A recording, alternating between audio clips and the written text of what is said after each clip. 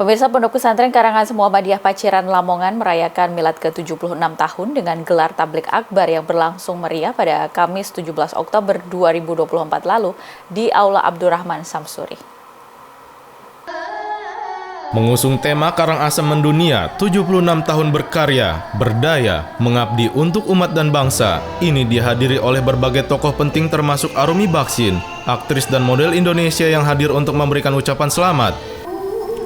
Dalam sambutannya, Arumi menyampaikan harapannya agar Pondok Pesantren Karangasem tidak hanya terus mengabdi untuk bangsa Indonesia, tetapi juga untuk bangsa-bangsa lain di dunia. Pesantren Karangasem menurutnya memiliki potensi besar untuk berkontribusi lebih luas. Jala tersebut dibuktikan dengan alumninya yang menyenangkan di penjuru Indonesia. Dan mengabdi untuk nusa dan bangsa. Saya rasa harus dirubah karena mengabdinya bukan hanya untuk nusa, tetapi untuk bangsa-bangsa. Bukan hanya bangsa Indonesia, tapi juga bangsa-bangsa yang ada di Indonesia. Sukses. Multi-multi usia yang semakin bertambah, semakin barokah, semakin sukses, semakin besar, dan mudah-mudahan untuk menjadikan Jawa Timur ini salah satu pusat religi yang ada di Indonesia. Nah, pusat-pusat religi yang disupport dengan wisata-wisata religi, tempat-tempat wisata yang mumpuni, yang memberikan kacamata Islam yang baik, dan salah satunya di Kabupaten Lamongan yang luar biasa. Di Pondok Paciran ini salah satu pondok yang tua, yang senior, yang telah menciptakan dan tidak mudah mempertahankan 76 tahun keeksisan, dan mudah-mudahan makin kesana tetap beradaptasi dengan zaman dan semakin besar.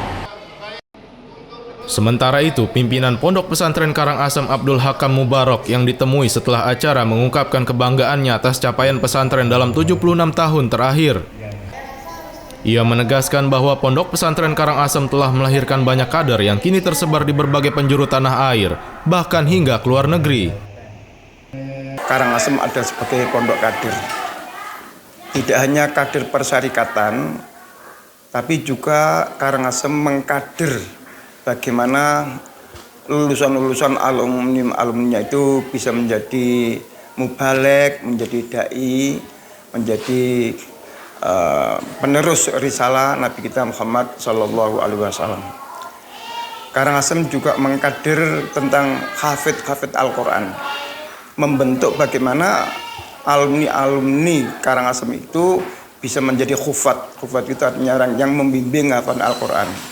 Jadi itu termasuk tujuan utama Pak I. Abdurrahman mendirikan pondok adalah untuk menjadi pondok kader.